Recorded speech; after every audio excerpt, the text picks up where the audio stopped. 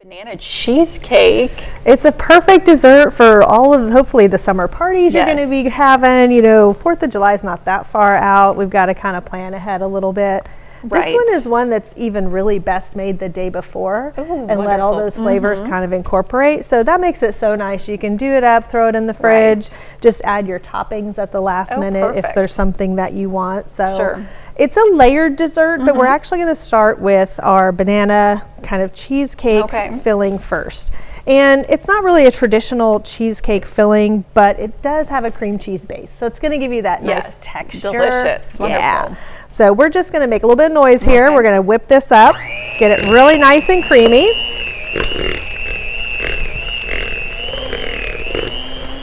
We definitely want to start with the cream cheese softened. So let that set out for a little bit before you get going. We're going to add to it just a half a cup of powdered sugar. We're going to add some whipping cream, which is quite a bit of whipping cream, a whole cup. And then just a 1/4 cup of milk. So, and with any of our baking things, we've talked about this before, you always want to use whole milk. Right. Unless for some reason that recipe specifies otherwise, which is very unusual. We need that fat, we need that extra content when it comes to any of our desserts and our baking. So always go for whole milk. Try not to throw it on yourself.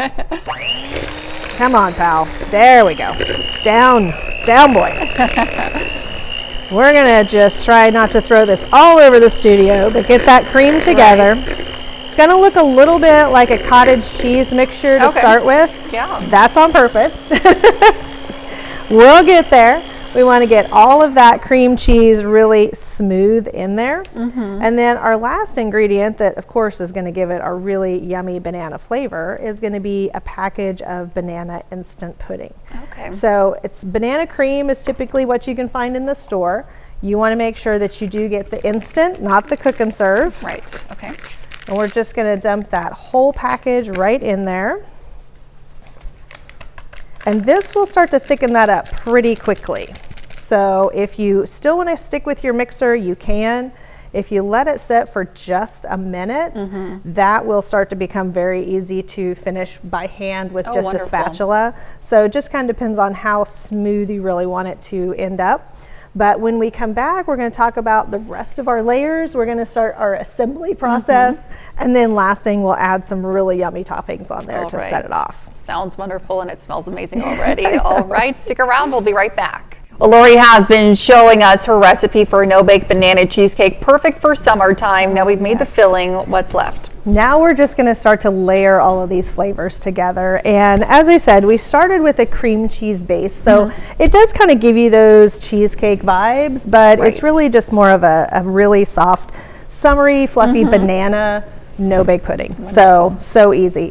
What I've got here in this bowl, and again, my finest Tupperware for you guys, is just a whole box of crushed vanilla wafers. So crunch them down nice and fine. You're going to put about half of that in your pan. Make a little more noise here in our aluminum pan. But this is good, again, for those summer parties. You can take it, something like this, not worry about getting your good pans back. So this is also about right for a nice 9x13 glass pan. Okay.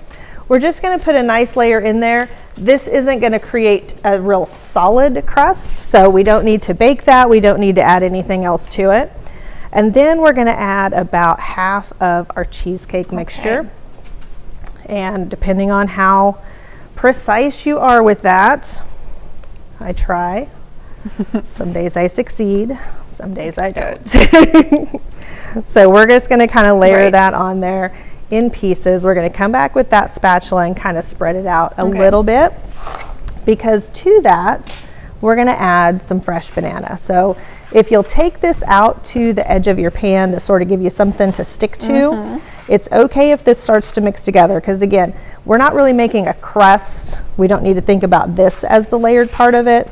It's just those bananas and whipped cream that's all going to come together in the end. Looks great.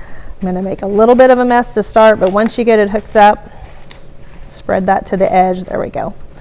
You start to get a little bit of a base that it can hold itself. Then you're in good shape. We'll add a little bit more. And you could do this in a bigger pan and just do a single layer of each one, or you could even do it in individual cups and kind of come along there with your just banana pieces as you go. It's really up to you.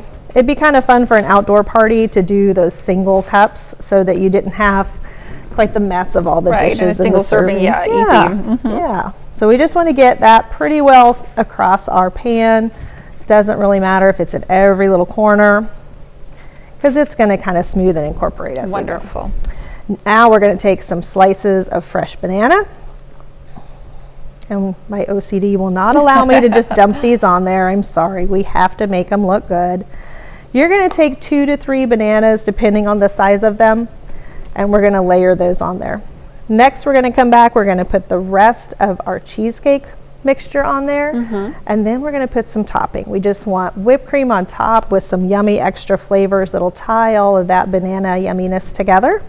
And we'll come back and do that at the end. Wonderful. Sounds delicious. All right. Stick around. You don't want to miss it. Well, welcome back. This morning we're with Lori Horton in the studio, and she is finishing up this no-bake banana cheesecake. It already looks and smells so wonderful. You're doing a lot of work. What's left?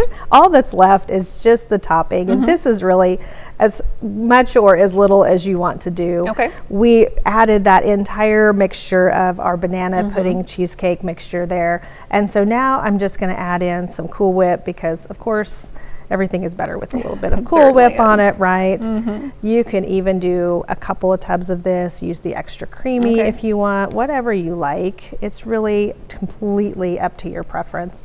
And we're just gonna let that sort of mix together a little bit with the last of our layer of that banana cheesecake mixture.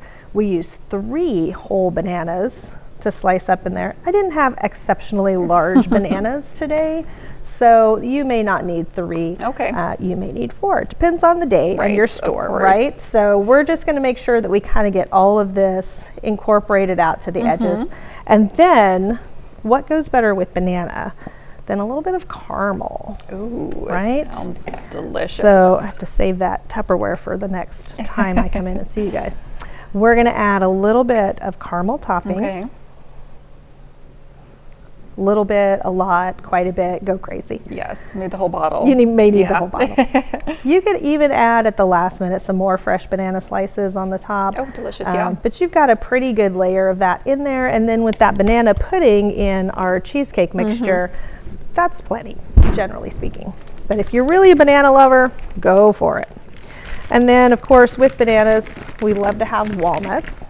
Use your favorite. I'm really more of a pecan person, but with banana, it seems like walnut really is the flavor that we like. So chop them up, make small pieces. This is going to be the type of dessert that you really just scoop into a bowl. So as we said, single serving layers of it would be really good in little cutesy cups, especially for the kids, because it's going to make it a whole lot easier for them to manage. But we can do that either way. And just, you know, do something small with a couple banana slices in there and one layer of each, because that's going to be a little bit awkward to kind of section. You can even put your banana pudding mixture into a Ziploc bag or a piping bag if you have one, to kind of make that look a little cleaner and nicer. So you can put your layer of those crushed vanilla wafers, pipe a little bit of the cheesecake in there, some bananas, layer, repeat, rinse, the whole 9 yards, and make it look a little bit cleaner and fancier in those cups.